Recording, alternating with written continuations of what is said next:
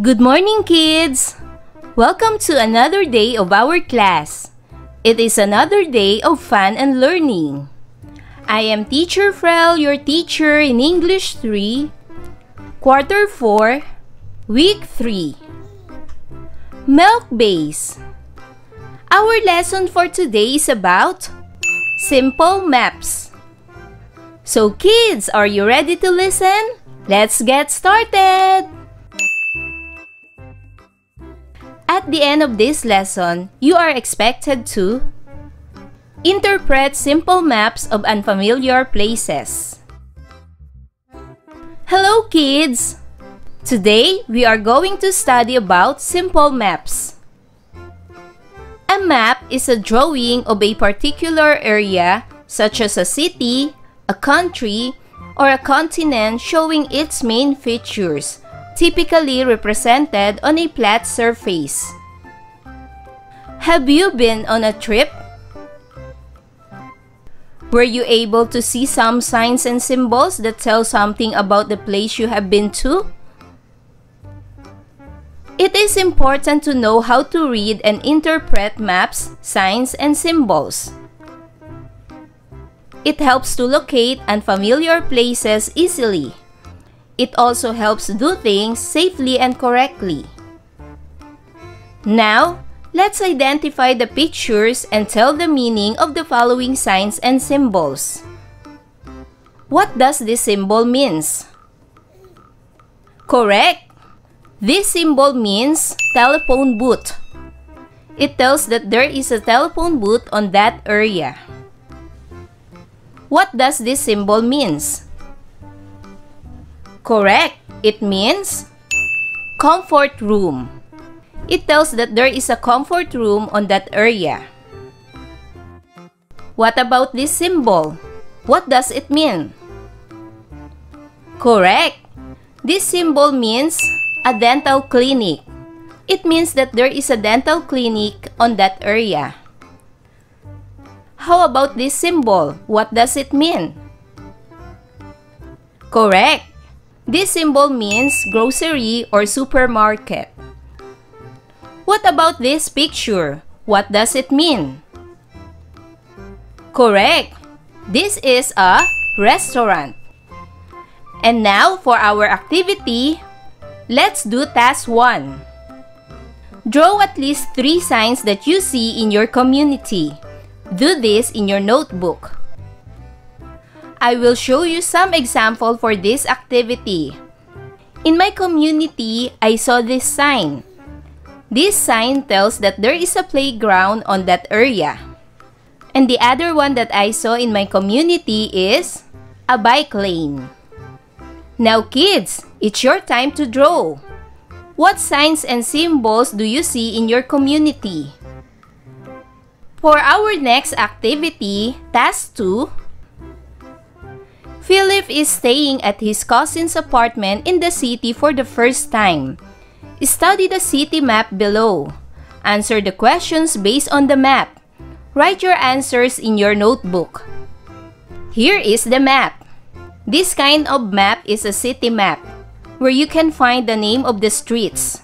And also you can find different establishments, like hospital, bakery, restaurant, then the grocery store, pharmacy, dental clinic, and then there is a gas station, a parking area, and also there is a telephone booth and a restroom.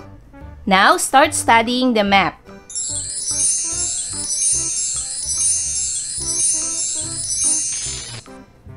And now for our first question, what establishment is located beside the dental clinic?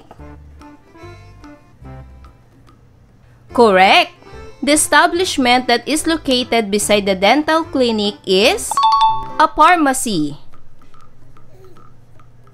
For the second question, Philip and his cousin decided to eat. On which street will they go? Correct! They will just take along the main road of Rizal Street, corner Mabini and Bonifacio Street. Third question. What is the location of the apartment where Philip stays? Correct. The location of the apartment where Philip stays is across Rizal Street, corner Del Pilar Street. Fourth question. Where can you buy some basic needs like canned goods and rice? Correct. You can buy your basic needs in the grocery store. Fifth question. Philip wanted to buy some cookies from the bakery. Where is it located? Correct. It is located beside the restaurant across Rizal Street, corner Mabini Street. Remember, the title of a map contains the information the map is telling you. There are 4 basic directions. These are the north, south, east, and west. Here are some of the signs and symbols that you must remember. Let us learn and study. The first one is fire exit. It leads the way out of a burning building. Next sign is no food or drink in this area. It tells that eating and drinking in establishment is not allowed. The next one is no smoking. It tells that smoking is not allowed in the premises. The next symbol is caution, open manhole. It warns people to be careful to avoid falling from open manhole. Another symbol is caution, flammable material. It warns people that a substance with this symbol is capable of burning. Another symbol is no parking. It reminds people not to park within the area. Another symbol is please turn off your cell phone.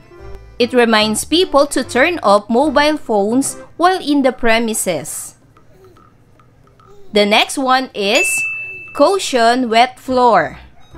It reminds people to be careful not to slip and fall in the area. The next symbol is stop, no mask, no entry. It reminds people to wear protective masks before entering the premises. And the last one is maintain social distancing. It reminds people to maintain physical distance at least 6 feet away from each other.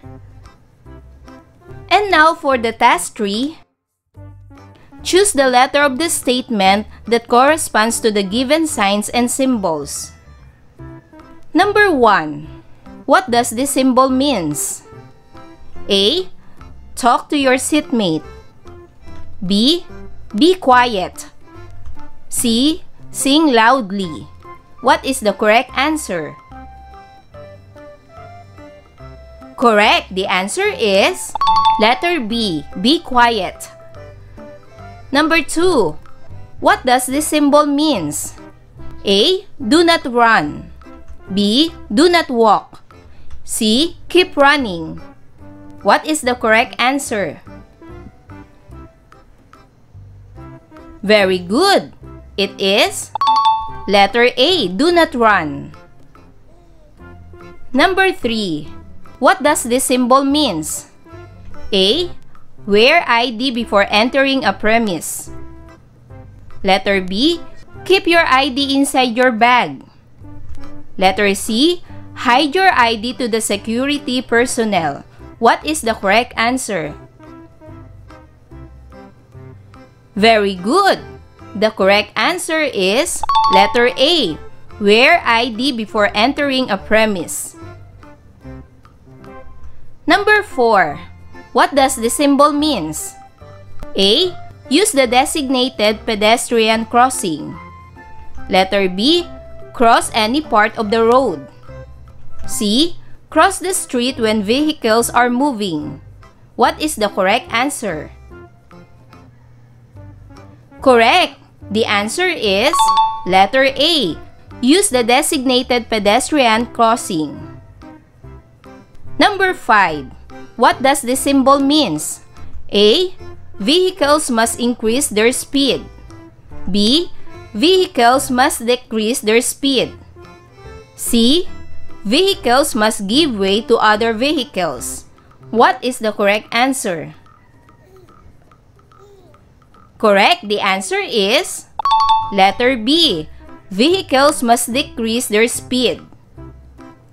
For task 4, study the map of Barangay Masikap. Read the text, then answer the questions that follow. Let us read. Sam lives in Barangay Masikap. His house is across the Landan Street, north of the barangay hall. Toby, Sam's best friend, lives near Sam's house. His house is located at the corner of the Landan Street and Manga Street. Now, let us study the map of Barangay Masikap. In this map, you can find the grocery store, the church, dental clinic, bakery, ice cream store, Sam's house, daycare center, playground, the barangay hall, and Toby's house. Now, start studying the map.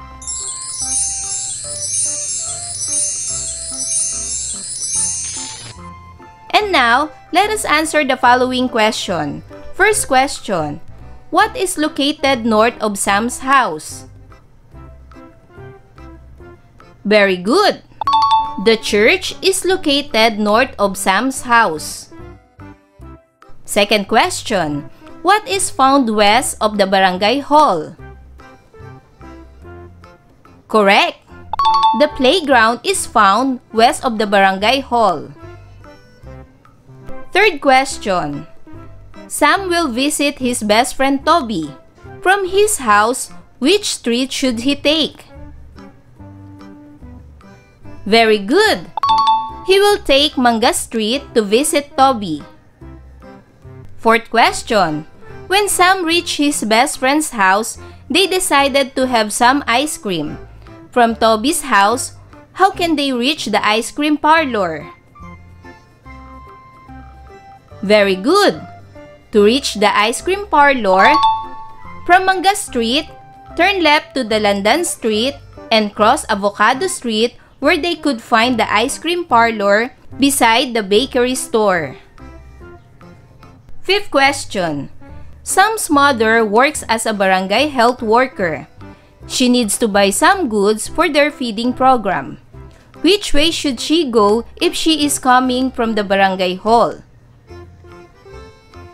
Correct.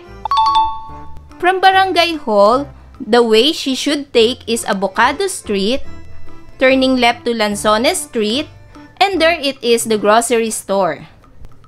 And for the task 5, complete the paragraph by selecting the appropriate answers from the given choices below.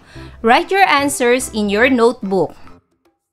The choices are hazards, unfamiliar, signs, south, symbols. Now let us start.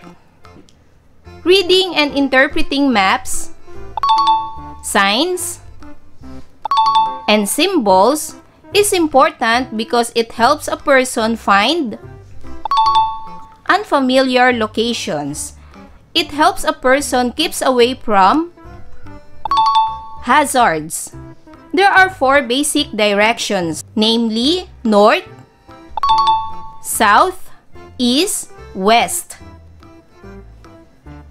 So kids, are your all answers correct? Wow! Very good, kids! Kids, have you learned a lot from this lesson? Very good! So again, the topic that we have discussed today is about simple maps. Kids, I hope you enjoy our lessons today. Until our next topic, bye-bye kids!